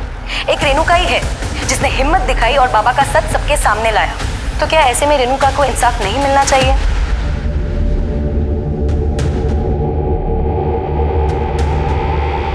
नारायण राव बोल रहा हूँ। कल सिर्फ तुम्हारे लिए नहीं बल्कि हम सभी के लिए एक बड़ा दिन है। मैं मानती हूँ कि जो कुछ भी तुम्हारे साथ हुआ है वो तुम्हें कोर्ट में फिर से जीना पड़ेगा। मुश्किल है लेकिन ट्रस्ट मी रेणुका, एक बार ये कठिन समय टल जाएगा ना तो जगत बाबा को जेल होगी और सचिन को जेल से आज़ादी। भले ही दूसरी लड़कियां गवाही देने के लिए आगे आने को तैयार नहीं है, लेकिन अगर एक बार जगत बाबा को जेल होती है तुम्हारे साथ उन सभी लड़कियों को इंसाफ मिलेगा। हम इस वक्त रेणुका के घर के बाहर हैं। बाबा के द्वारा प्रताड़ित लड़कियों में से सिर्फ एक रेणुका ही है जिसने हिम्मत दिखाई है और बाबा के खिलाफ गवाही देने को तैयार हुई है। कल सबकी निगाहें कोर्ट पर टिकी हुई है कि कल क्या होगा। कल एक ऐतिहासिक दिन है जब रेणुका उस जगत बाबा के खिलाफ कोर्ट में गवाही देगी।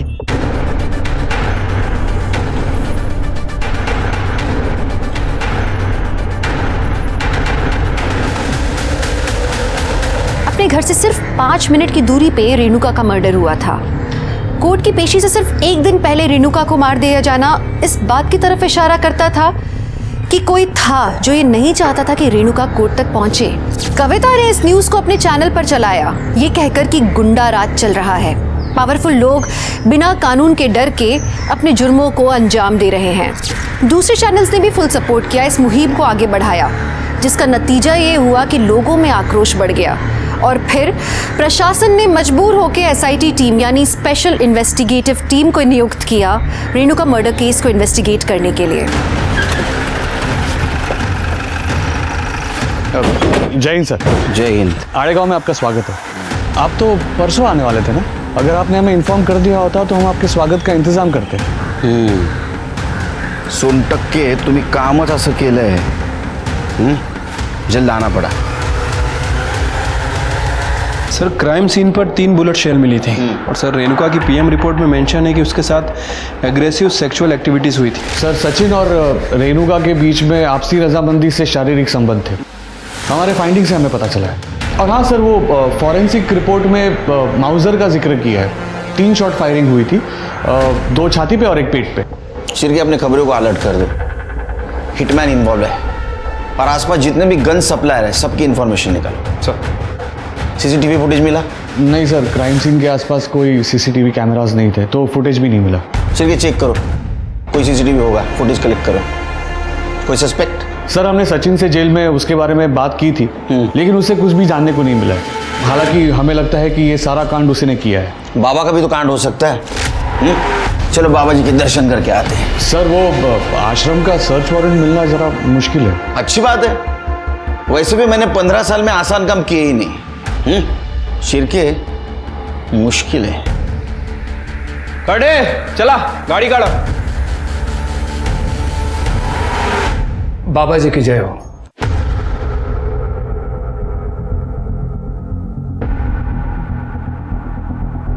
बाबा जी बहुत प्रसन्न है कि आप जैसे होनहार अधिकारी हमारे आश्रम में पधारे हैं।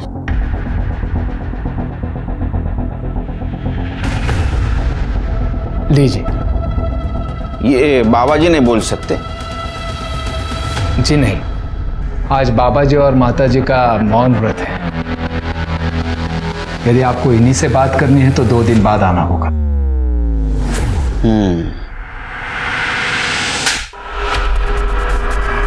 क्या कर रहे आप? वाह क्या बात है, तो इस बहाने बोलना तो शुरू कर दिया आपने। ये क्या कर रहे हो? चलो दोनों ने बात करना शुरू कर दिया। तो चलो बताओ, रेणुका की सुपारी किसको दी थी? ये बहुत गलत बात कर रहे आप। वो सुमन और रेणुका ये दोनों मुझे ब्लैकमेल कर रहे थे पैसों के लिए। हमने मना कर दिया तो बलात्कार जैसे घिनौने अपराध का आरोप करने लग गई थी। सचिन और रेणुका इनके संबंध थे, ये पता है आपको? अगर सचिन और रेणुका के संबंध थे तो आश्रम में मिलने की इजाजत क्यों दी थी उसको? हमें लगा था कि सचिन रेणुका का भाई है। सुमन भी उससे यहाँ पे लेके आई थी। हमें नहीं पता था कि उन दोनों में पाप का रिश्ता है। उन दोनों ने हमारी आश्रम की पवित्र जमीन अपवित्र कर दी है। अच्छा, पवित्र आश्रम? चिरगे, इनके पवित्र आश्रम का कोना कोना छान मारो, सर्च करो। आप ये नहीं कर सकते, कानून हमें भी पता है। हम कानून के रखवाले, इसलिए सर्च वारंट साथ में लेके आए। सर्च करो शिरगी। चलो।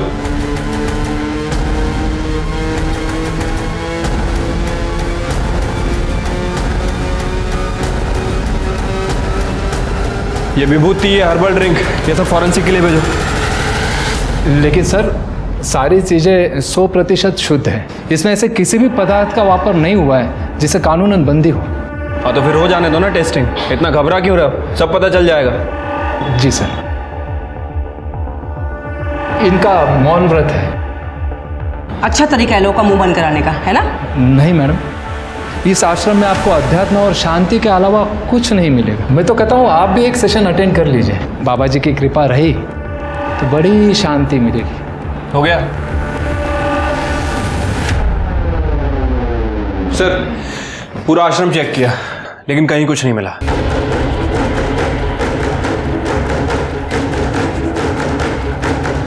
आप सचिन के बारे में पता कीजिए, यश प्राप्त होगा। बाबा जी की जय हो। चलो चलो।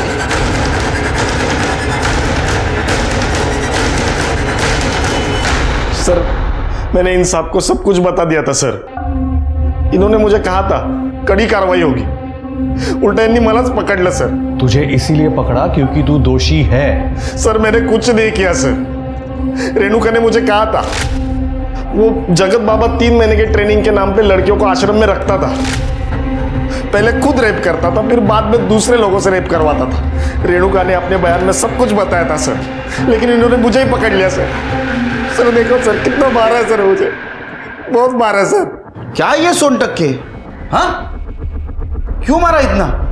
और इस केस की इन्वेस्टिगेशन में बहुत ढिलाई बरती है तुम। ठीक तरह से इन्वेस्टिगेशन नहीं किया। सर हमारे फाइंडिंग्स में हमें जो मिला हमने उसी हिसाब से एक्शन लिया। बाबा के खिलाफ क्या एक्शन ली? हाँ उसके खिलाफ बयान तो है तुम्हारे पास?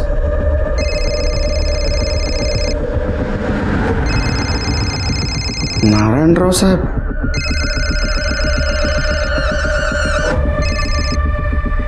सर छोटी मोटी बातें होती रहती, और इस बार केस हमारे एरिया का है। थोड़ा काम का स्पीड कम रखिए, वरना तुम्हारा तबादला ऐसी जगह हो जाएगा जहां तुम्हारी पूरी जिंदगी स्लो हो जाएगी।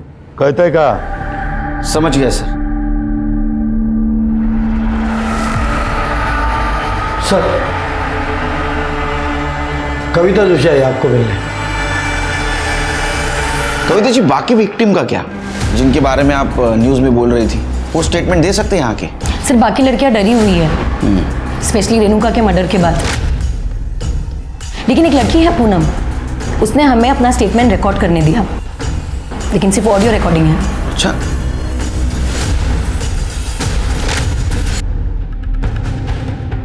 तो बताओ क्या हुआ था उस दिन? जगत बाबा पहले हर लड़की को खुद टेस्ट करता है और उसके बाद उस लड़की को जबरदस्ती पॉलिटिशियंस, इंडस्ट्रियलिस्ट और सेलिब्रिटीज के साथ सोने पे मजबूर करता है। अंकल प्लीज प्लीज मेरी मदद कीजिए। उसे बताऊंगा कि मुझे क्या कहना है। आश्रम में हर लड़की के साथ यही होता है, मेरे साथ भी हुआ। रिकॉर्डिंग तो सनसनी मचा सकती है, लेकिन ये तब तक हमारे काम का नहीं जब तक पूनम खुद यहाँ आके स्टेटमेंट नहीं देगी, क्योंकि स्टेटमेंट के बिना ये रिकॉर्डिंग कोर्ट खारिज कर सकता है। सर, पूनम अभी शादीशुदा है सर, और उसने हमसे रिक्वेस्ट की थी कि उसके परिवार की इज्जत पे कोई बात नहीं आनी चाहिए। फिर तो हमें जगत बाबा और दर्शनी माँ को पकड़ना होगा। अच्छा कविता जी, क्या आप किसी गन सप्लायर या हिटमैन को जानती हैं? क्योंकि आपका चैनल क्राइम स्टोरीज भी कवर करता है। आप क्राइम की सारी स्टोरीज ये रवि हैंडल करता है। और सर, मेरे सोर्सेज के अकॉर्डिंग शूटर शंकर कामले हो सकता है। हाँ। और इस एरिया का जो लोकल गन सप्लायर है वो है गणेश गायटोंडे, लेकिन मैं 100% श्योर नहीं हूँ सर। नो प्रॉब्लम, छोटी सी छोटी इन्फॉर्मेशन भी हमारे काम आ सकती है, बाकी हम ढूंढ लेंगे। Thank you. Thank you sir. Sir, वैसे एक और एंगल हो सकता है। I mean, हम इस सचिन की बात पे पूरी तरह से विश्वास नहीं कर सकते। सर, हो सकता है कि सचिन का और रेणुका का अफेयर चल रहा और जिसका पता सुमन को चल गया, और उल्टा सुमन बाबा को ब्लैकमेल करने की कोशिश कर रही हो। पॉसिबल है, लेकिन सिर्फ हम किसी को भी क्लीन चिट नहीं दे सकते, फिर वो सुमन हो, सचिन हो, ये शूटर हो या ये कविता जोशी। लेकिन कविता जोशी क्यों सर? सिर्फ ये कविता जोशी न्यूज चैनल वाली है। न्यूज चैनल वाले दोनों तरफ से बचते हैं, टीआरपी के लिए। हो सकता है ये चैनल के लिए दिखावा कर रही हो कि ये रेणुका के साथ है, लेकिन असल में किसी और के लिए काम कर रही हो। Right sir.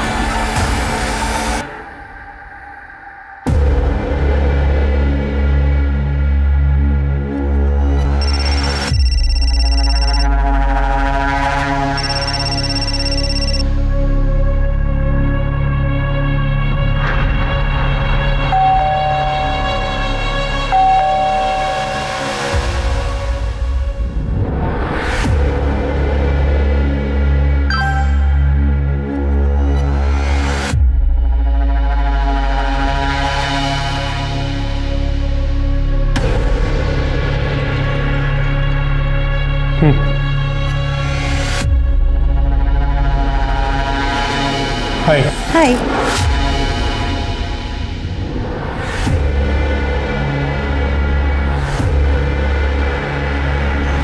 मुझे पता है सुधीर मुझे धोखा दे रहा है। एक तुम ही तो हो जिससे ये सारी बातें मैं शेयर कर सकती हूँ। सर, रेणुका पे जहाँ गोली चली थी वहाँ से 50 मीटर आगे एक सीसीटीवी कैमरा था सर, वहाँ की फुटेज मिल गई है। सोनटक्के बोल रहा था वहाँ सीसीटीवी नहीं है। सिर्फ ये सोनटक्के का कुछ गड़बड़ लग रहा है मुझे। लगा? ये देखिए सर, जब रेणुका पे फायर किया गया एक बाइक पास होते हुए दिख रही है, और वहाँ के लोगों ने बताया भी था कि उन्होंने एक बाइक की आवाज़ सुनी थी। और ये देखिए, फायर करने के 10 मिनट पहले और 10 मिनट बाद तक उस एरिया में कहीं भी कोई बाइक पास नहीं हुई। तो शिरके, इसका मतलब यही कातिल है। इसका चेहरा नहीं दिख रहा है, हेलमेट पहना है, रुमाल जैसा कुछ बांधा है इसने। गाड़ी का नंबर पहले 2 डिजिट दिख रहे हैं सिर्फ, 69। सिर्फ पता करो आरटीओ से किसके नाम गाड़ी है। ठीक है सर।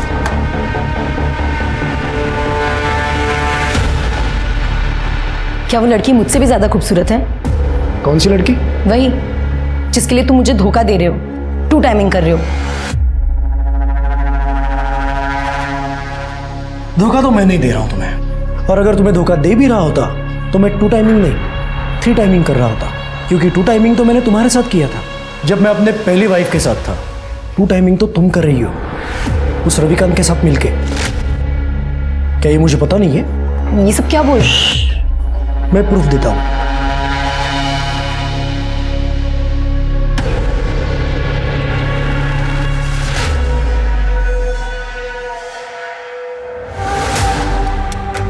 सुधीर, ये सब क्या है?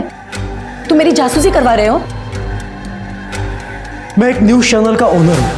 अपनी पहली सीख यही होती है, डोंट ट्रस्ट एनीवन। दूसरी बीवी पे तो मैं बिल्कुल भी भरोसा नहीं कर सकता। क्या ये सब रविकांत के गर्लफ्रेंड को पता है? नहीं? नो प्रॉब्लम, मैं जाके बता रहा हूं। सुधीर। हाय अंकिता। हाय, क्या मैं आपको जानती हूँ? जी नहीं, मेरा नाम लीना है, लेकिन आज के बाद तुम्हें खुशी होगी कि तुम मुझे जानती हो।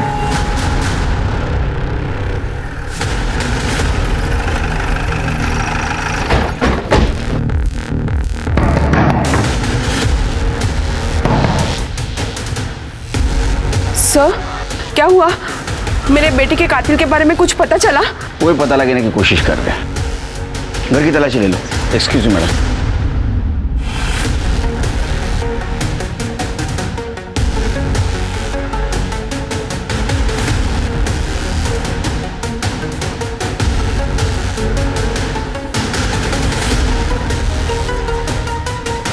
सर, हे सगळं काय चालू आहे? कळेल कळेल। सर, सर देखिए क्या मिला है। ये तो ऑलमोस्ट सिमिलर शर्ट है। सर, सर इधर आइए। सर ये देखिए, मेक एंड मॉडल तो सेम ही है, और ये गाड़ी के फर्स्ट 2 डिजिट 6 और 9 ये भी सेम है। चल अब नाटक मत कर। तेरे दोस्त विनय ने बताया तू रेणुका से प्यार करता था, उसे शादी करना चाहता था। इतना ही नहीं, जो बाइक किलर के पास थी वो तेरे घर के पीछे मिली है, समझा? और तेरे पास जो शर्ट है ना, सेम शर्ट किलर ने उस दिन पहना था। आता या सगळं योगा योगाच्या तर गोष्टी नसतील। हाँ चल कन्फेस कर, तेरा टाइम और हमारा टाइम वेस्ट मत कर। चल बोल। हाँ सर, मैंने ही मारा रेणुका को। मैं नहीं चाहता था कि सुमन काकी रेणुका को आश्रम भेजे। अब मैं उसे नहीं रोक पाया सर। मैं उसे कभी अपने दिल का हाल नहीं बता पाया। मेरे पास ऐसे बहुत सारे मौके थे सर कि मैं उसे आई लव यू कह पाऊँ, लेकिन मैं उसे कभी नहीं कह पाया। उसे ये कभी पता ही नहीं चला कि मेरी जिंदगी उसके आसपास ही घूमती रही। अब वो नहीं है तो मेरे भी जीने का कोई मतलब नहीं है सर। मुझे मार डालो सर, मुझे मार डालो, मुझे मार डालो सर, मुझे मार डालो, मुझे मार डालो सर, मार डालो। सर, इसने तो आसानी से कन्फेस कर लिया। झूठ बोल रहा है उस शेर। उसका एक्सप्रेशन देखिए, वो उस लड़की से सच्चा प्यार करता था, उसको मार ही नहीं सकता। उसके मन में दर्द है। लेकिन सर उसने सब कुछ अपने मुंह से कबूल किया है, और आप इतने यकीन से कैसे कह सकते हैं? 4 चम्मच शक्कर की चाय दिमाग की बत्ती जलाए। तुमने आज तक किसी से सच्चा प्यार किया है? 5 साल और 15 साल में यही फर्क है सर। वो लड़का रेणुका को मार ही नहीं सकता। पता करो कौन है कातिल।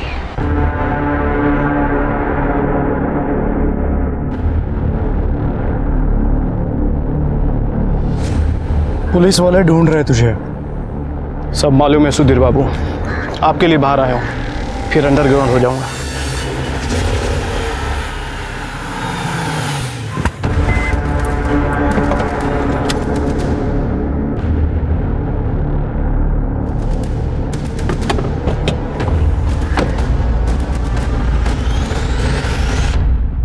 तुमने तो मुझे डरा ही दिया। यहाँ क्या कर रही हो? चलो अच्छा लगा जान के कि मैं आपको भी डरा सकती हूँ। एनीवे, डील के मुताबिक मैंने अपना काम शुरू कर दिया। अब तो आपको अपना काम करना चाहिए। जल्दी। कितना जल्दी? थोड़ा समय दो, मैं डील से पीछे नहीं हटूंगा। इस बार तो मैं पीछे हटने भी नहीं दूंगी, बिल्कुल भी नहीं।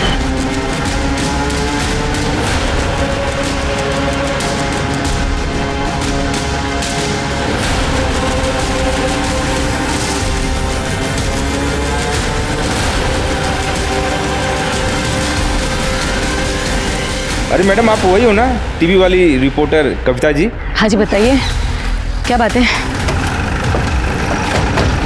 क्या है? क्या है?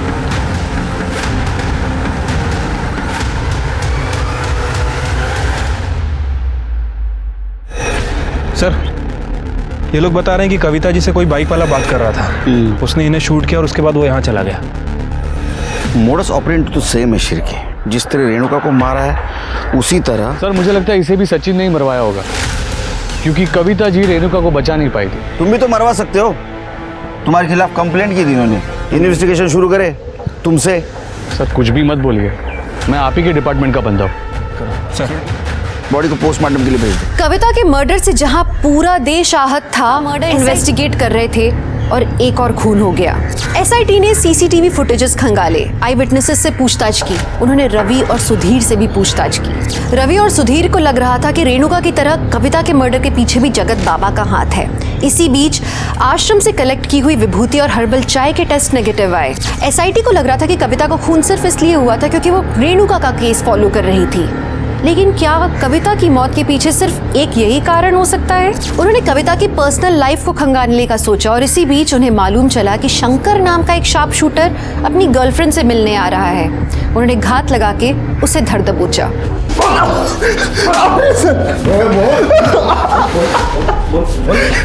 चल बोल, जल्दी बोल। कविता और रेणुका को क्यों मारा? बोल, कविता को क्यों मारा? सर, मैंने कविता को नहीं मारा, बात खत्म। मैं उस दिन मुंबई गया था एक शादी में शामिल होने के लिए। तो कविता को नहीं तो फिर तूने रेणुका को मारा ना? हाँ, मारा ना? जी सर, मैंने रेणुका को मारा। सर, मुझसे कहा गया था कि रेणुका को मर्डर करने के बाद गणेश कायतुंडे को गन वापस कर देनी है। मैंने बिल्कुल वैसा ही किया। सुपारी किसने दी थी बता? मैं बताता हूँ सर। बता। मुझे सुपारी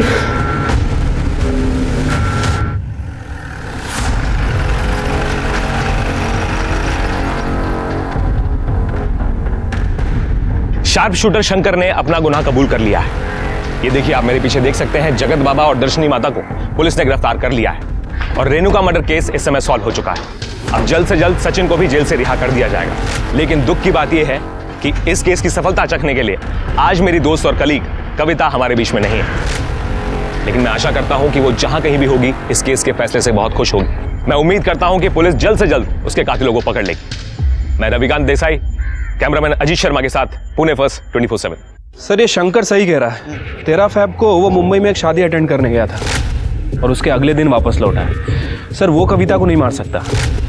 इसका मतलब कविता के मर्डर के पीछे कोई और है। सर, एक और बात, ये कविता सुधीर की दूसरी बीवी थी। उसकी पहली बीवी का नाम लीना है सर। अच्छा। सर, हाल फिलहाल में बहुत सारे लोगों ने लीना को सुधीर के ऑफिस और घर आते जाते देखा है। और सर, इन दोनों का एक 12 साल का बेटा भी है जो पंचगनी मिलिट्री स्कूल में पढ़ता है। और सर, सुधीर के ऑफिस में ये कविता जर्नलिस्ट थी। फिर इन दोनों के बीच में अफेयर शुरू हुआ और तकरीबन 1 साल पहले ही इसने इससे शादी की है सर। हमने लीना के CDR चेक किए सर। लीना 4-5 महीने से एक इन्वेस्टिगेशन के टच में थी। प्रतीक सहाने नाम है उसका। प्रतीक सहाने? सर, लीना जी ने मुझे हायर किया था वो कविता और रविकांत पर नज़र रखने के लिए। मैंने रवि और कविता के दोनों के फोटोग्राफ्स लीना जी को भेजे थे।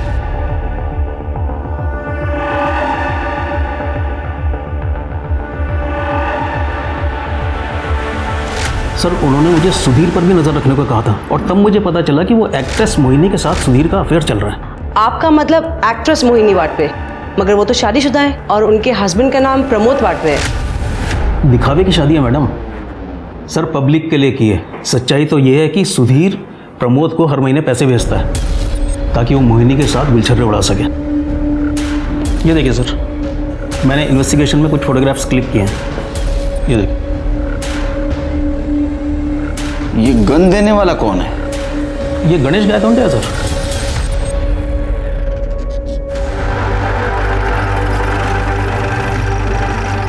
पूरे कमरे की अच्छे से तलाशी लो।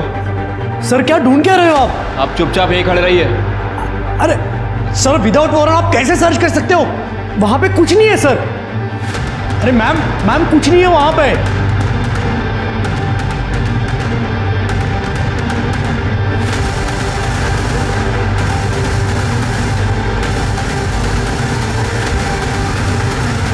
क्या ये किसकी गन है ये गन मैंने सेल्फ प्रोटेक्शन के लिए खरीदी थी। लाइसेंस है इसका? है लाइसेंस? प्रोटेक्शन के लिए खरीदी थी या फिर मर्डर करने के लिए? कविता का मर्डर तूने किया ना? नहीं सर, सर मैं निर्दोष हूं। जरूर रविकांत ने कविता को मारा होगा। जब देखो तब कविता को चिपकता था। अरे अरेस्ट करो इसे। अरे सर, सर मैंने कुछ नहीं किया सर। और रविकांत को थाने बुलाओ। सर मैं माँ कसम खाता हूँ, मेरा और कविता का कोई चक्कर नहीं था सर। सर हम दोनों दोस्त थे, एक दूसरे के कलीग थे सर, एक दूसरे को अच्छे से समझते थे सर। इतने अच्छे समझने लगे कि तुमने तुम्हारी गर्लफ्रेंड अंकिता को छोड़ दिया? सर अंकिता बहुत पजेसिव हो गई थी मेरे लिए, इसलिए ब्रेकअप हुआ हमारा। होगी, हाँ, तुम्हारी नजदीकियां जो बढ़ रही थी। सर आपको गलतफहमी हुई है, मैं और कविता एक दूसरे का दुख दर्द बांटते थे, कोई अफेयर नहीं था सर हमारा। और ये बात मैंने अंकिता को भी समझाई, लेकिन वो समझने का नाम ही नहीं लेती थी। तंग आ गया था सर उस समय, इसलिए ब्रेकअप कर लिया मैंने। इनफैक्ट सर ये सुधीर को दिक्कत थी मेरी और कविता की दोस्ती से। और सर कविता ने मुझे बताया था कि इसने किसी आदमी को हायर किया हुआ है हम दोनों पे नजर रखने के लिए। उसने गलत बताया था तुम्हें।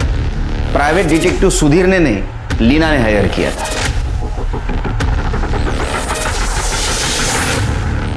सर फॉरेंसिक रिपोर्ट से पता चला है कि जो गोली कविता जी को मारी गई थी वो सुधीर की गन से नहीं फायर हुई थी सर। और सर बैलिस्टिक रिपोर्ट से कंफर्म हुआ है कि कविता और रेणुका जी पे एक ही गन से फायर हुआ था। और सर रेणुका सेक्सुअली टॉर्चर हुई थी। इसके अलावा दोनों की पीएम रिपोर्ट भी सेम ही है। शिरके, एक पीएम रिपोर्ट के हिसाब से तो ऐसा लगता है कि रेणुका और कविता इन पे फायर करने वाला आदमी एक ही था। क्या तुम्हें ऐसा लगता है कि जगत बाबा ने कविता को भी मारा होगा? हो सकता है सर। वैसे कविता रेणुका के केस को फॉलो कर रही थी, हो सकता है कि कविता के हाथ कुछ ऐसी लीड लगी हो जिसकी वजह से उसकी जान गई। सर फिर लीना भी हो सकती है जिसने कविता का मर्डर करवाया हो। सर लीना जोशी का पता लग गया है, हमारी एक टीम उसको लेकर आ रही है।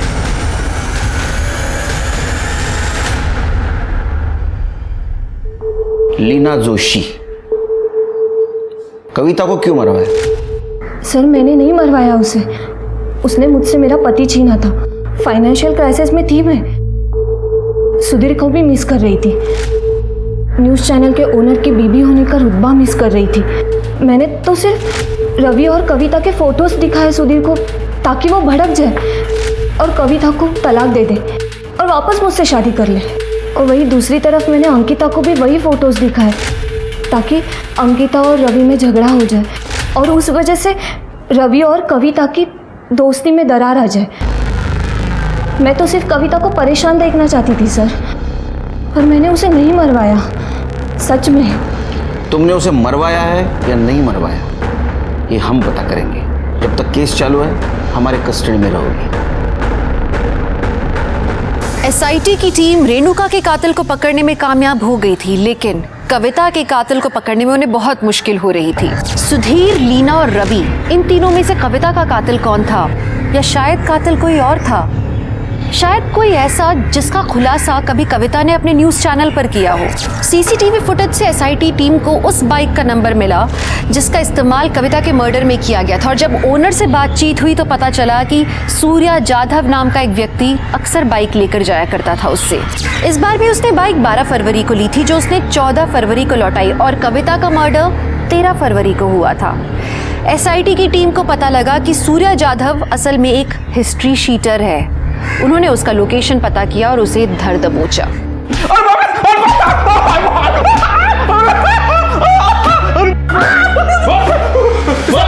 चिल्ला मत, बोल। सब बता दो सर, मुझे गणेश गायतुंडे ने कविता को मारने के लिए सवाल दिया था सर, और उसने कहा था कि जैसे रेणुका मरी है बिल्कुल वैसे उसे मारना। एक गणेश गायतुंडे कहाँ मिलेगा? साहब वो मुझे नहीं पता, गणेश गायतुंडे एक जगह रहता ही नहीं। पुलिस अब इस केस को सॉल्व करने की कगार पर थी, पर उन्हें ये नहीं मालूम था कि कविता की सुपारी किसने दी। उन्हें इस बात का ज्ञान जरूर था कि शायद गणेश को इसके बारे में पता होगा, पर गणेश था कहाँ? सुधीर, सूर्या और शंकर के द्वारा गणेश के दिए हुए नंबर्स पर पुलिस ने नजर रखी। उन्हें गणेश मिल गया, और जो गणेश ने बताया उस बात ने पुलिस को और ज्यादा चौंका दिया। बोलता हूँ मैंने एक गन सप्लाई किया था कविता और रेणुका को मारने के लिए। सुपारी किसने दी थी? रेणुका को मारने के लिए जगत बाबा ने सुपारी दी थी। वो मालूम है हमको। कविता को मारने की सुपारी किसने दी थी? इतना भयानक कदम उठाने की जरूरत क्या थी? लीना ने जो मुझे फोटो दिखाए थे वो देखकर मैं पूरी तरह हिल गई थी। और जब मैंने रवि से सवाल करना शुरू किया उसने मुझसे ही बात करना बंद कर दिया। रवि, तुम कल रात भी लेट से आए, कविता के साथ थे। और तुम फिर शुरू हो गई। तो तुम क्लियर क्यों नहीं करते? क्या क्लियर करूं? कितनी बार क्लियर करूं? तुमसे ना बात करना बेकार है। रवि,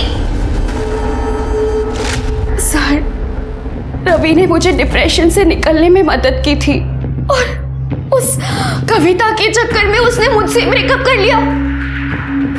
मैं रवि से बहुत प्यार करती थी सर, मुझे वो अपनी जिंदगी में वापस चाहिए था। इसलिए रवि ने मुझे बताया था कि उसके पास है ना कुछ अंडरवर्ल्ड के लोगों के कॉन्टैक्ट्स है। मैंने गणेश को कॉल किया। हेलो, गणेश गायतोंडे? और मैंने उसे 1 लाख रुपए दिए। उससे कहा कि कविता का मर्डर है ना सेम रेणुका की तरह होना चाहिए ताकि आप लोग गुमराह हो जाए। और अगर आप लोग मुझे नहीं पकड़ते तो रवि कभी ना कभी मुझे मिल जाता ना। लेकिन हम महाराष्ट्र पुलिस है, हम गुमराह नहीं हुए। सॉरी, तुम्हारा प्लान चौपट कर दिया। कविता के मर्डर केस में हम तुम्हें अरेस्ट करते हैं। जलन और इनसिक्योरिटी को अगर काबू में ना रखा जाए ना तो उसका रास्ता सीधे जुर्म तक पहुंचाता है और उसके कारण किसी को अपनी जान गंवानी पड़ती है। जब कविता सुधीर के एक्स्ट्रा मैरिटल अफेयर के बारे में पता लगाने की कोशिश कर रही थी तो सुधीर को इस बारे में भनक लग गई और शायद इसलिए वो कविता से छुटकारा पाना चाहता था। उसने गणेश से गन खरीदी और इस पूरे वाकये को प्रतीक शहाणे ने अपने कैमरा पर कैप्चर कर लिया था, जिसकी मदद से पुलिस इस केस को सॉल्व कर पाई। एक एडवाइस है, अगर आप प्यार करें तो पूरी शिद्दत, पूरी ईमानदारी से करें, वरना प्यार न करें, क्योंकि जहां मरना और मारना शामिल है वो प्यार नहीं है। तो अब मैं दिव्यांका त्रिपाठी दहिया लेती हूँ आपसे विदा। फिर मिलूंगी एक और सच्ची कहानी के साथ। आप देखते रहिए क्राइम पेट्रोल सतर्क। जय हिंद। क्राइम पेट्रोल के और भी दिलचस्प कहानी देखने के लिए हमारे चैनल को सब्सक्राइब करें और बेल आइकॉन दबाना न भूलें।